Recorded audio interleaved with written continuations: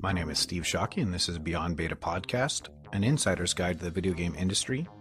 The idea for this podcast spawned from a book I'm writing on video game history. As I was interviewing people, I quickly realized that there was too much information to fit into the book alone. This discovery led me to the idea of creating a podcast as a supplement. This project combines my three passions: writing, history, and video games. I hope you'll enjoy listening, and bear with me as I work out some of the kinks. If you like what you hear, please subscribe and rate the podcast. And tell a friend. The views expressed in this podcast are those of the interviewee and do not reflect the views that are current or past employers. This is part 2 of 2 with Stewart Gilray, the CEO of Just Add Water. In the previous episode, we spoke about Stewart's history and entry into video games and hinted at some of his work throughout the industry. In part 2 of 2, we dive into Oddworld, Just Add Water, and more. Enjoy. But yeah, let's get back to Ja here. Yes. How did you manage to land that partnership with Oddworld? You kind of mentioned that earlier. Can you talk about that in detail?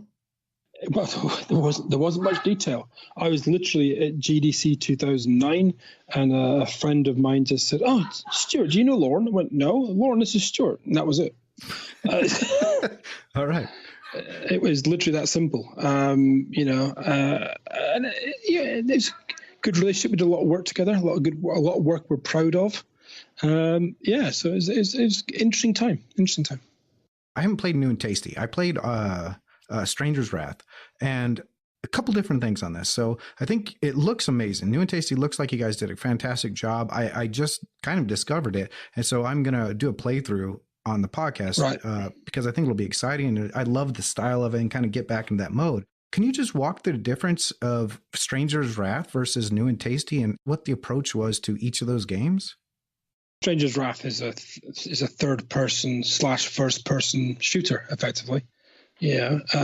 Whereas New and Tasty is a 2.5D side-scrolling platform game. Vastly different games, But then again, that difference is the same difference that Oddworld made, going from, Abe's Odyssey to Munch's Odyssey to Stranger's Wrath. It's a bit in reverse. So it's for us. We knew in fact, the weird thing is just as we started Stranger, we already had the conversation with Oddworld about doing an Abe HD or a high-res version of the original Abe's Odyssey, taking the original assets and just making it high-res.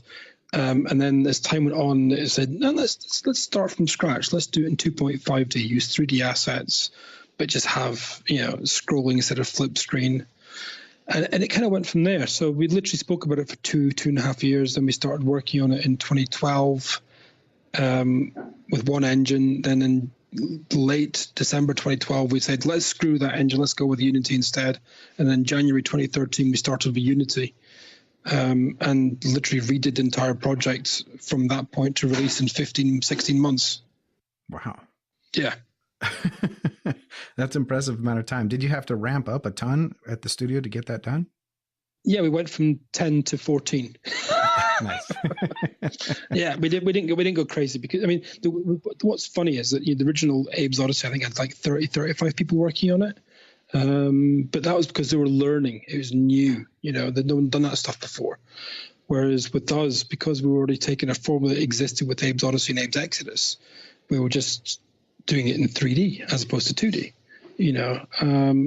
So the learn, if you like, was what changes do we have to make it the same gameplay experience as it was, if not better, but with 3D art and sideways scrolling as opposed to flip screens. And that was the biggest hurdle.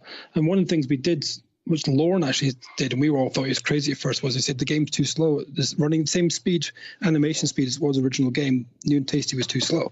Let's ramp it up from 1 to 1.5. I'm like, are you sure? Looks kind of derpy now. He was right, absolutely right. But that was it. There was, through that 16, 17 months, just a few things we changed and did. So, yeah. Yeah. The original game garnered a lot of awards, a lot of fantastic reviews. And I was wondering, when it was announced that you guys were going to do this, did you guys feel the pressure to live up to that? Yes, from the Oddworld fan base. Not so much from everybody else, because no disrespect to anybody, but I think Oddworld was almost like a semi-forgotten franchise at that point. for new players anyway. So the only players that were interested were the traditional fans from the previous games, and they were super critical. In fact, I remember after the game came out, one guy did a 40-minute video on YouTube about giving us shit basically for making a crap game and breaking it. And we're like, okay, everything you've just listed, that's what Oddworld wanted us to do, and some things we want to do ourselves. So that's what we did. We didn't break it. We improved it. Yes, but there's always going to be one. It's like the old saying, isn't it? Assholes are like opinions. Everyone's got one. Well, that's the funny thing is when I looked it up, I saw that the reviews for New and Tasty either matched or exceeded some of the reviews for the original. Yeah. How did you feel when those started rolling in? Would you guys feel a release of pressure, or you're just like, meh, another day? Here's the thing. Okay. So when we did Stranger on PS3, Eurogamer were the first website to review it. And we got the review score about a week to 2 weeks before the game came out. And that was a 9 out of 10. And the guy reviewed it is a guy called Christian Donlan. And Christian, it's fair to say, is a bit of an Oddworld fanatic. But he's, first and foremost, he's a journalist. Not a fanboy, sycophantic fan of Oddworld, but to the point of, he loves the property. So, if anyone's going to be super critical, it was him.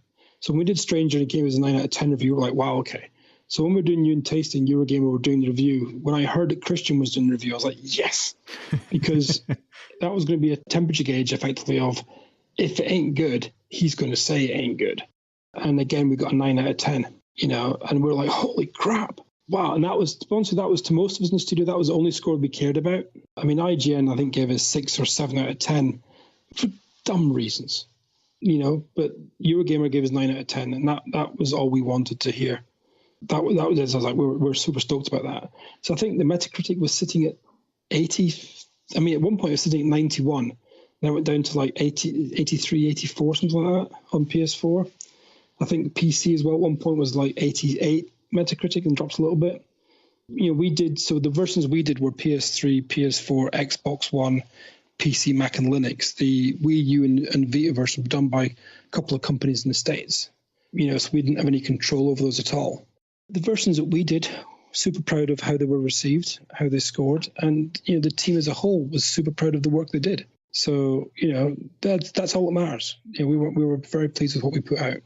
Well, what are you guys working on now? When I spoke last with you, I think you were talking about VR games. A couple, yeah. I can't obviously name it because it's not been announced yet, but we're doing a VR game for a UK company. Just one smaller team, maybe it's a team of 6, 7 people. And then we're doing another licensed game right now. It's 3D platformer, which has got a slightly larger team. Yeah, both those are slated for 2018 release on different formats. I wouldn't say which one's which format, but PlayStation VR is obviously involved. Some Oculus Rift stuff's in there. PS4, Xbox One, Switch, PC. Those platforms are all involved, and that's the 2 main projects we have right now.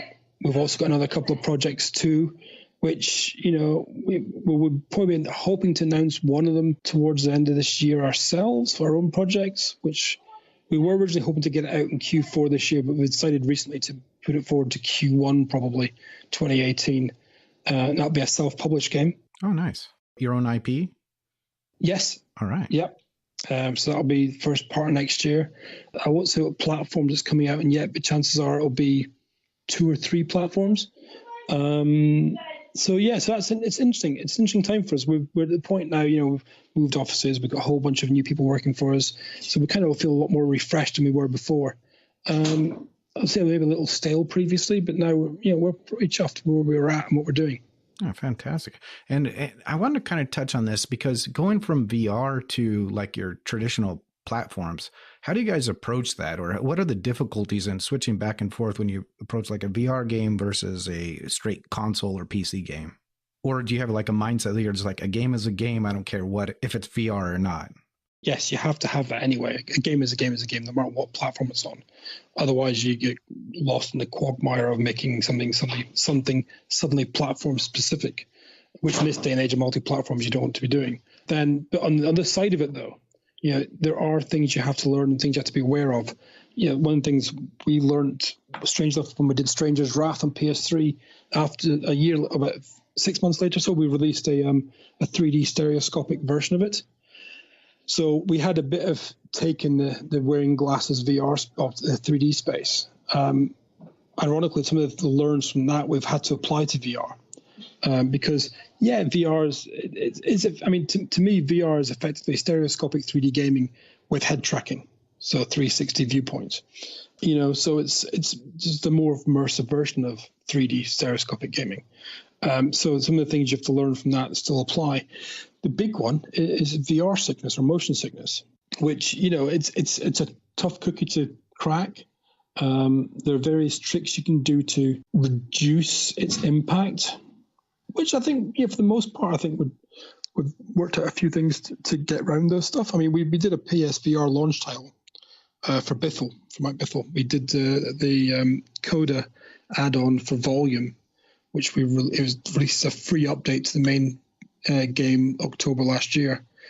And, that was fairly well received. We went through a few periods at first. I go, oh my God, that makes you want to be sick. But, I thought one of the worst things, one of our previous designers, he was putting a prototype together in the office and he made a change. He goes, Stu, have a go at this, as he was making the change and building it. So I put the PSVR on, picked up the controller, pushed left on the stick, and suddenly the vehicles then moved right in the game instead of going left.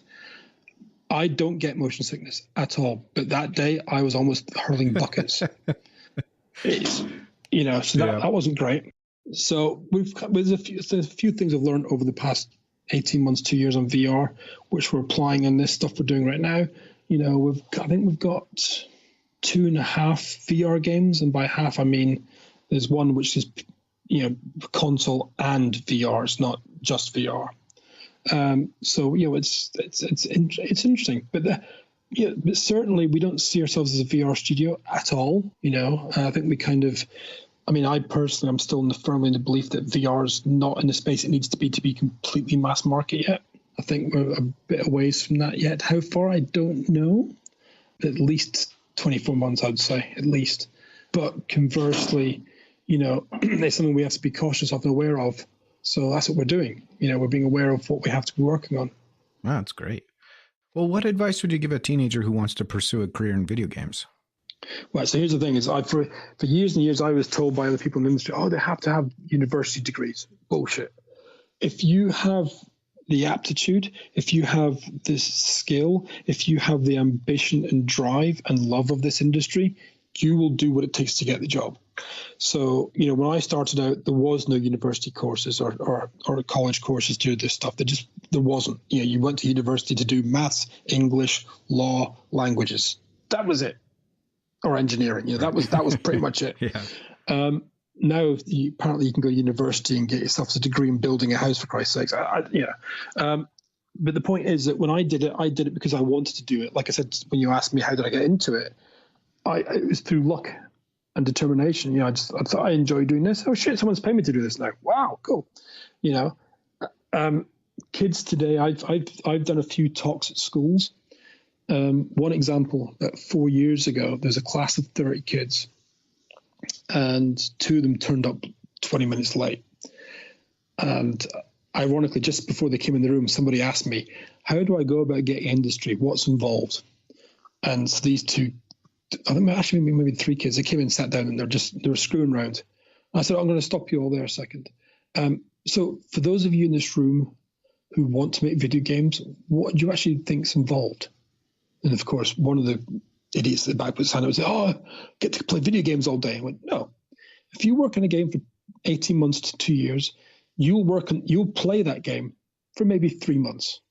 The rest of the time, you're creating the art, the textures, the audio, the dialogue, the script, the design, the levels. And I've ran through about 20 different things that are involved in making games at the raw level. And I said, you'll be working on those things for maybe 18 months, and then you might get to play something you've created. And these 3 guys just went, because there's this perception with kids that you make a game by playing a game. I have this great idea. I'm going to just say it out loud and the game will exist. I'll play it now. No, there's a little bit more involved in that. But there's still this belief that, that a lot of it is literally just playing games all day. There's very little of it is actually playing games. Unless you're involved in quality assurance and QA testing, you don't play games all day long for months and months and months and months and months. So I don't know what it's like in the States, but in the UK, because there are so many now games-related courses up and down the country at pretty much every university, we might have between 3,500 and 4,000 graduates every year in games-related courses. Now, a small equation for you. The current UK development industry is about 10 to 12,000 people. If you have graduates of 3,500 graduates a year, after how many years will the entire industry be replaced? So you can see the problem here, can't you? So basically, effectively, every 3.5 to 4 years, the entire industry will be rehired again. Doesn't work that way. So what we're actually seeing is it's maybe between 3 and 5% of graduates in games-related courses are actually getting jobs in the industry. So there's 95, 97% of graduates not getting jobs in industry who end up working at your Walmarts, et cetera, et cetera. So, if you want to do this, you have to be deadly serious about this. You have to have a want and a passion and a drive. Some university students I've spoken to, they say, I do the work at university. So I'll say, what do you do in the evenings? Do you do your own stuff? Oh, no, I go to the pub. You see, to me, that means you haven't got the drive to do it. If you wanted to do it, you would do it as many hours as you could do. If I've got a great idea for something, I'm going to do it in my spare time, my own time. Very few people do that.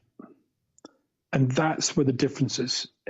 To me, I don't care if you've got a degree or not. If you can show me something you've created, be it a model of a character or be it a small Tetris-style game, whatever the hell it is, if you can tell me how you made it, why you made it, and what was involved in making it, I would probably give you a job. That's great.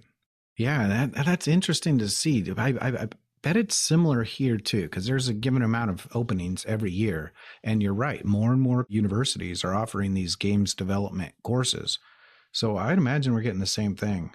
I actually have a game university I'm going to speak with coming up. So I'll have to ask about that and what the placement rate is into the industry. Yeah, I mean, what is interesting though is, what you might find in the San Francisco area is that there might be a high placement rate, but then again, you'll have companies like Zynga, shit canning 500 people a year. So well done, you got a job at Zynga. How long is that going to last? Or other companies of a similar nature. So it is different between there and here, because the UK, we've only got a handful of companies with over 200 employees. Most employees in UK companies are less than 50 to, less than 75, let's say. So there's a lot, and that's, again, goes back to this indie thing right now. And the old way of looking at the old bedroom developer is that indies today, their chances are that graduates who couldn't get a job in the industry making games to try and get jobs in the industry or making games to do it themselves. It's one of those problems I still scratch my head every year and just go, wait, what? Yeah. What do you mean there's 4,000 graduates this year? There's only 300 jobs. What? And the other side of it, though, is the one thing we're not seeing is programmers. The UK industry right now is really, really short of engineers and programmers. Plenty of artists going around, but just programmers. I mean, there's a Yorkshire phrase. I mean, I'm obviously from Scotland originally, but in Yorkshire there's a phrase which is basically, they're as rare as rocking horse shit. Or I don't know what you guys call rocking horses. I don't think they're quite rocking horses, but and it's they don't exist. Right. So it's just like, oh, come on. So we've been hunting for programmers now for on and off for 2.5 years, and we've just hired 2 recently. And we need another 2 or 3. It's difficult. The industry is. I don't know if it's a case of programmers turning up, and because they're so rare, the big guys are hiring and say, yeah, we need a programmer. Shit, have 50K. Yeah, we need you. Or if it's just a case of there's just not many people graduating doing the programming side of it. I mean, weirdly enough, about 6 years ago, we actually interviewed a programmer, and at the end of it, I just said, so how's your C++ skills? He goes, oh, I don't know C++. What? But you're a programmer. Oh, yeah, I use XNA. Oh, Jesus. And that's when you realize, hang on a minute, this guy's school he's going to doesn't teach correct languages. They're literally teaching, at that point, XNA or Python or in those days, CGI, Perl, and PHP, which had nothing to do with the games industry. XNA was because everyone did XNA based stuff on Xbox 360, but that was it. These days it's all C# and C++ and C. For the actual games. So it's like if you teach them, they will come almost. Yeah. If you build it, they will come. If you teach them, they will do it. Right. And that's the problem. I think a lot of the courses in the UK, I'm not going to say they're not being run by the right people, but I think they're kind of being run by people who thinks, well, the government gives us money if we have more students. Let's entice students in by saying they'll do this course and they'll become really, rich doing video games. And the courses aren't fit for purpose. Because I can name 4 universities in the UK which I would hire somebody from. The rest I don't give a shit about. Right. I'm sure there are different gaming universities that have much higher placement rate, much more respected. Yes. Within America, especially. Yes. A topic I want to dive into more, and I'm trying to line up more universities because I do think this idea of a games-based university is interesting, but I'm also wondering that same thing. Is there enough placement? Is there enough emphasis on the skills that are needed? And I think it boils down to university by university and who's running it. So what's interesting is, in the UK, there's a couple of universities. What they'll do, because the typical games-related courses are 3 years. Okay. And what they'll do is the first 2 years will be general skill learning. And the third year, they basically put you into a fake internal development studio and say, okay, you 6 people are going to make a game this semester. And they put them together in almost like a real development studio environment and tell them to go make games. And I think the ones that don't do that, they're the ones that are kidding themselves. And the ones that do that are the ones that, like I said, the 4 I would mention already. Those 4 are the ones that do that kind of situation, and it works. And I'm guessing that in the States it's probably the same. There's probably some schools which just say, look, in your last trimester or whatever else, or your last year of university, you will be placed in our own internal fake studio to make a game with a team of people. And I think those ones will be the ones that should likely get roles in the industry. Yeah, from the 2 I've spoken with, it's exactly that. As they have their courses, then on top of that, they have you're going to make a game, and they pull together a handful. The groups will form a little mini studio, and that's it. You guys have to make a game, and you run it, you do everything. So yeah, there are 2 that I know of that do that. And they do seem to have high placement rates and are pretty well respected from what I've heard from hiring managers. So. Yeah, that's the same in the UK. Like the ones in the UK are Huddersfield University, Hallam University, Abertay in Dundee, which is pretty much respected in a few places around the world as well, because they were the first place in the UK to offer any kind of games-related courses. And that was because David Jones, who ran DMA Design, which was bought and became Rockstar, he went to that university when he was a kid, and then he basically helped him set up the games-related courses in the mid-90s. Oh, wow. So, those guys, they're pretty much still top of the tier in the UK. If you hear someone's gone to school and they went to Abertay, you're like, okay, come for an interview. Gotcha. Yeah. Well, what do you think the biggest issue facing the industry is today? Oh, geez. Yeah, we've kind of talked about a lot. Do you know what? I think it might be something as simple as just related to what we've just spoken about, is getting good quality people to get in the industry. The industry is getting quite mature. It's still only effectively 40 years old-ish. As a corporate industry, it's only been around since 94. So what's that? 23 years? Really, since PlayStation came on the scene. Yes, we had Sega and Nintendo before that, but I think since Sony came on the scene and made it grown up, it's still quite young in that respect. But I think by saying we're maturing now, what I'm saying is people my age who've been doing it for, let's say, 15 to 30 years, they're getting older, but perhaps the number of younger people coming into it are becoming less and less, somewhat possibly. So there's a lot of if you hear so-and-so's moved from one company to another company, oh, yeah, I know him. I worked with him 20 years ago. There's a lot of that going on. You do get younger people coming into it. Like I said, because the industry is still in its infancy to some respects. The UK, just like I said, is 12,500 employees in the UK. I don't know how many people in the States are doing game development at a big company, non-indie level. but it's not going to be a huge amount, I would have thought. Yeah, of course, you've got Ubisoft having 4,500 people in one city, Montreal. That I think that's the exception to the rule.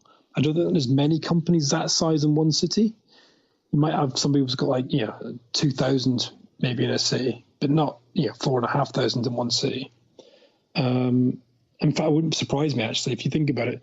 The entire of Ubisoft Montreal is probably the entirety of all game development in Germany and France put together these days. So it's one of those strange ones. It's what I can work out. But in terms of other biggest challenges, I think to maybe some degree it's we might have a bit of a saturated market on the indie side of things, possibly. There's certainly some games and developers I've seen do work on console because they've done their game on PC and someone's gone, hey, let's put your game on PlayStation. And because things like Unity today, it's literally a press a different button and press another button. Hey, look, you got a PlayStation version. Not quite as simple as that, but there's there's that ability to switch platforms. Yeah.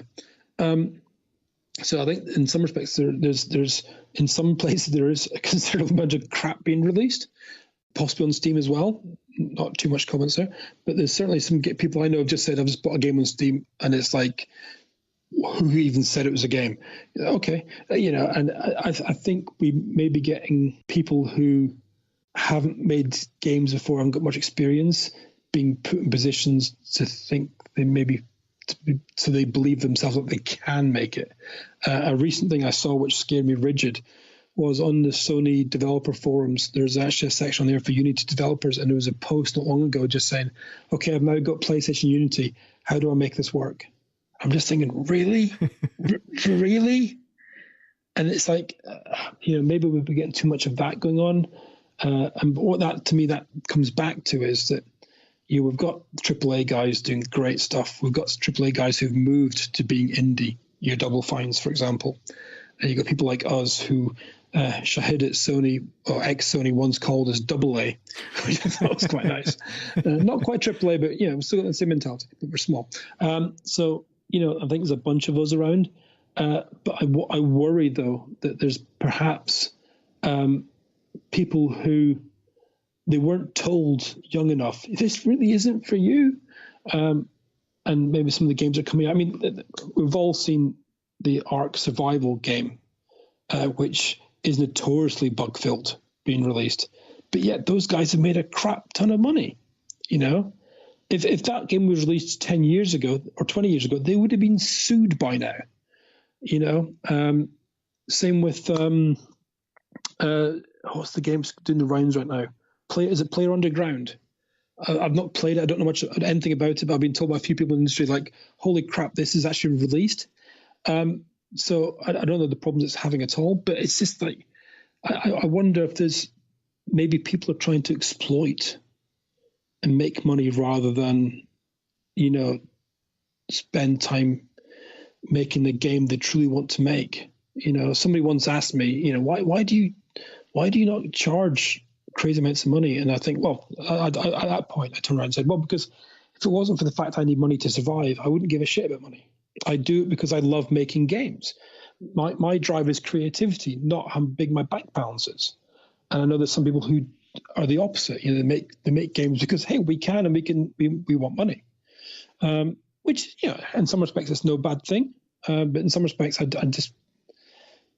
think there's a lot of quality missing, shall we say? Yeah. Well, that's quality control. No, it's great that you bring that up, because I know Steam is actually in the process of doing some revamping of trying to separate that out. So I think it's fantastic because, I've spoken with developers who release on Steam all the time, and then you've got these guys who you're right, former AAA studio, programmers, studio guys who come down to a small indie, create something, and then they're going up against somebody who slapped something together in a month. And they're on the same footing, and that's difficult. Yeah. So, and it's unfair in many ways. Unfair for not just not the player, but it is unfair for the player who bought the game. Was it back in March? Valve announced they were going to do $100 charge something to get your game onto Steam. Yep, exactly. And I was like, yay, great. And the amount of people I had on Twitter abusing me, just saying, But this is anti-developer. This is anti-indie. You're forcing indies to pay to get their game released. I'm going, and your point is, you know, when you do games on console, you have to buy a $5,000 development kit. If you're making games for Steam, you have to have a PC. End of. You know, yeah, okay, now you have to pay a little bit of money if you want to buy Unity, but you can get away with having the light license rather than the pro license. And even then, the pro license is what, $20 or $30 per person per month or whatever it is, or $100 per person per month. It's like, it's nothing in the grand scheme of things. You know, so to someone turn and say, oh, your Valve saying, oh, we need $100 now to get your game registered. I don't think it's a bad thing. But for people turn and say, oh, you're stifling creativity, I'm thinking, really? So, I mean, you don't believe enough in your game to put $100 to Valve to get your game on the platform. Wow. I'm going to get more abuse on Twitter for this now, but there you go. In the grand scheme of development costs, I mean, yeah, that's a minimal amount that you're going to pay. Yeah. And especially to get your game out there and seen by, you know, millions of people. I mean, I've worked on games which have cost as low as £20,000 all the way up to $5 million. You know, I don't understand the problem with putting $100 down. If you believe in your own product so much, put $100. Yeah, it's exactly the same, however, as when you do a game on iOS. You have to pay a developer membership cost per year of $100. But people don't care about that. But how dare Valve ask for $100 from me? Anyway, I've ranted enough now. All right. Well, last question. If you could play one game for the rest of your life, what would it be? Oh, Jesus. Oh, God. That's actually quite tricky. Yeah. Because going back to my earlier answer about soundtrack of my life, I've almost got a game of my life or games of my life. You know, when I was 19, there's a game I played on Atari ST called Eliminator. When I was 14, there's a game I played in Spectrum called Firelord. When I was 23, I played Pinball Fantasies on the Amiga. In 97, I played Abe's Odyssey first time. Then I played Exodus. Then I played Metal Gear Solid. You know, I can't give you a game like a Desert Island. You've got one game, that's it. If it was Desert Island, it should be 5, frankly, because Desert Island Disc is 5 songs. I think, you know, and I know I'm jumping the gun to this. I think Red Dead 2 is going to be absolutely out of this world. And I'm still pissed at my friends at Rockstar for screwing up and releasing it 6 months late because I wanted to play it this holiday season. You know, I'm excited by that massively. I'll tell you what, I have played recently Hellblade. Fantastic presentation, visually stunning for a team of that size. I have a couple niggles on the story side of things, though, but as a presentation goes, that's going to win awards next year without a doubt. So that, you know, what I wouldn't want to be playing is the Crash Bandicoot remake. Not anything against it, but there is an element of rose-tinted spectacles. They were great in 1995. Oh, shit, no. Well, not shit, but it's you know, we've changed, we've moved on. You know, the example, and this applies to Crash. When I started playing the remake, I kept double tapping X to do double jump. And you can't do that. And I ranted on Facebook about it, saying, why did they change the controls? It's double jump, for Christ's sake. And somebody went, well, no, it wasn't. The first Crash game to have double jump was Crash 3. I thought, oh, Jesus, we've matured as an industry. We've matured as players. So, you know, I think if you take a game from a period in time and then give me a version of it with today's standards, that would be my game of the year. But you know, to say to me, you know, what was your game? Okay, Metal Gear Solid. You play that now, you'd be like, was it really this clunky one 20 years ago? You know, things have changed. So it's a very hard question to answer, young man. It is. And you put me in a corner, so I'm not going to answer it out of respect of my fellow creatives. Right. And myself. That's a good answer. All right, well, where can people follow you? On Twitter, it's at Stewart Gilray, so STEWARTGILRAY. We got, of course, the JAW Twitter account, which is at JAWLTD, which also happens to be our website, jawlimited.com, JAWLTD.com. We've got a Facebook page as well, you know, JAW Limited. Everything we have on social media for the company is JAW Limited. which is nice.